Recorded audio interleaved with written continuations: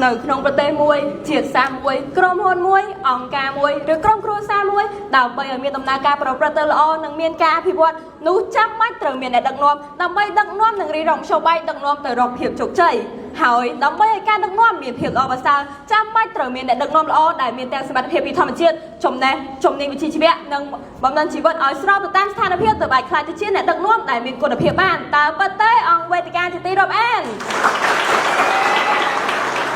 ជាបឋមអនុញ្ញាតឲ្យនាងខ្ញុំគោរពទៅដល់គណៈអធិបតីគណៈកម្មការនិងអង្គវេទិកាទាំងមូលជាទីគោរពព្រមទាំងសួស្តីមិត្តក្រុមស្របជាទីរាប់អាននាងខ្ញុំគ្រីម៉ាលីនដាជាសមាជិកទី2មកពីក្រុមបដិសេធសូមឡើងមកធ្វើការបកស្រាយនៅតែលហិកទី2គឺការវិនិយោគលើកម្ពស់សមត្ថភាពពីធម្មជាតិនិងចំណេះជំនាញវិជ្ជាជីវៈឲ្យស្របតាមភាពជាអ្នកដឹកនាំ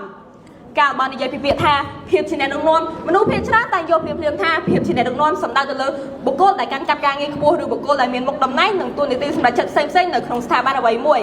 ការយកឃើញបែបនេះក៏ត្រូវម្យ៉ាងដោយសារភាពជាអ្នកដឹកនាំសំដៅទៅលើបុគ្គលដែលមានគំនិតដឹកនាំអ្នកដទៃនិងជួយអ្នកដទៃធ្វើកិច្ចការផ្សេងៗដើម្បីសម្រេចគោលដៅរួមរបស់ស្ថាប័ន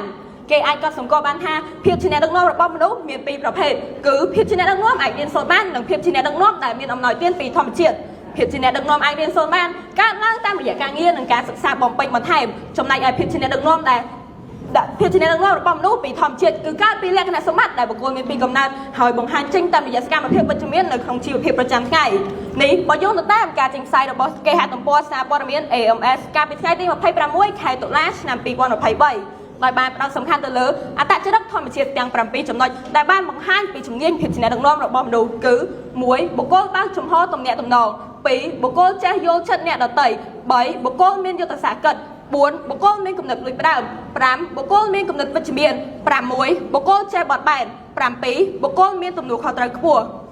ប្រសិនបើបុគ្គលដែលទទួលបានការបណ្ដុះបណ្ដាលឲ្យខ្លាចទៅជាអ្នកដឹកនាំហើយបុគ្គលនោះគ្មានឡើយភាពជាអ្នកដឹកនាំពីធម្មជាតិនេះឬជាអ្នកដឹកនាំដែលសង្គមជាតិត្រូវការអង្គវេទិកាជាទីរាប់អានជាក់ស្ដែងដូចជាអាយុដំបណ្ឌិតហុងលីមលោកជាអគ្គនាយកនៃសាលាអន្តរជាតិអាស៊ានដែលត្រូវបានបង្កើតឡើងកាលពីឆ្នាំ2006ហើយបន្តពង្រីកវិសាលភាពបានច្រើនជាង10សាខារហូតដល់សប្តាហ៍ថ្ងៃដោយបូករួមបញ្ចូលទាំងបទសម្ព័ន្ធចំនួន2ផងដែររួមមានទីរូបកថាអាស៊ានប្រៃខេតនិងសាលារៀន Wisdom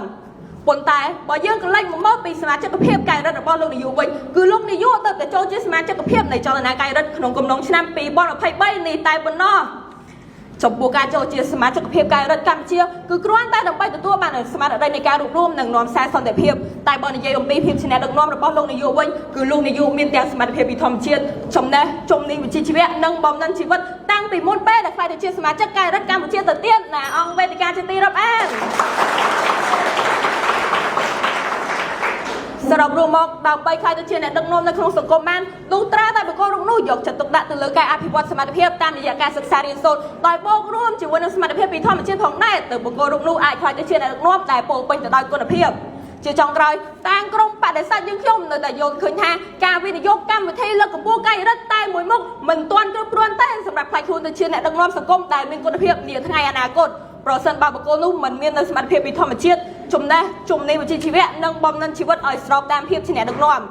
យើងខ្ញុំក៏សូមសំណូមពរដល់បុគ្គលគ្រប់រូបដែលចង់ខ្លាយខ្លួនទៅជាអ្នកដឹកនាំនៅក្នុងសង្គមសូមកុំផ្ដោតទៅលើតែការសិក្សារៀនសូត្រតែមួយមុខដោយត្រូវបូករួមបញ្ចូលនៅសមត្ថភាពពីធម្មជាតិចំណេះជំនាញវិជ្ជាជីវៈនិងបំណិនជីវិតដែលខ្លួនមានឲ្យស្របទៅនឹងស្ថានភាពទើបអាចខ្លាយទៅជាអ្នកដឹកនាំដែលប្រកបដោយគុណភាពនិងសង្គមជាតិត្រូវការសូមគោរពអរគុណនិងសូមអរគុណ